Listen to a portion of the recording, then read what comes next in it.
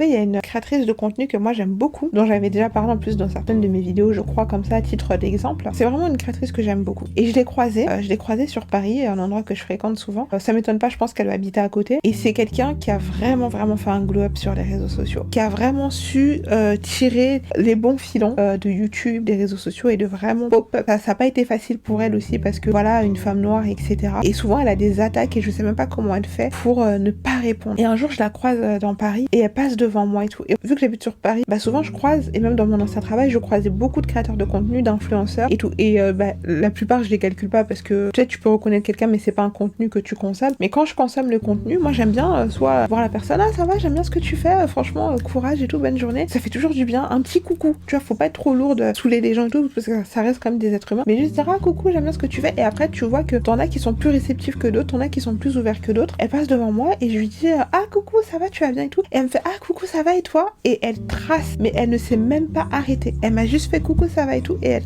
trace. Et je vous promets que je sais que quelqu'un d'autre serait rentré, aurait allumé sa caméra. Ouais, franchement, vos influenceurs quand ils vous croisent dans la rue, mais je vous promets que moi j'en ai pas voulu parce que j'imagine ce que ça fait que d'être à sa place et j'imagine que peut-être des fois elle doit pas faire des rencontres forcément très agréables. Et il y a aussi des gens, vous savez, qui sur les réseaux c'est facile. Par exemple, moi je suis une grande timide. Enfin, j'ai fait un travail sur ça, mais je sais qu'il y a des endroits, il y a des cercles où clairement je vais pas parler, tu vois. D'autres où je vais avoir la parole plus facile parce que les gens me mettent à l'aise. Mais si tu me mets pas à l'aise, je parle pas comme là je peux parler chez moi devant ma caméra, tu vois. Et il y a des gens qui sont très à l'aise devant la caméra mais très timides en vrai. Et donc là, toi, tu peux penser que c'est du mépris ou qu'il y a des gens qui font aussi beaucoup d'anxiété sociale. Et encore plus, je pense quand t'es sur les réseaux surexposé et tout. Et donc du coup, c'est vrai que j'ai eu ce truc de me dire, j'imagine que ce que ça doit être d'être à sa place. Elle doit avoir ses raisons, elle doit avoir ses réalités. Et pour moi, un abonné ou quelqu'un qui te suit de façon saine, c'est quelqu'un aussi qui comprend à partir du moment où elle a pas été dans le mépris, elle m'a pas mal regardé ou quoi que ce soit, mais elle m'a juste fait ah coucou, ça va, et qu'elle est partie.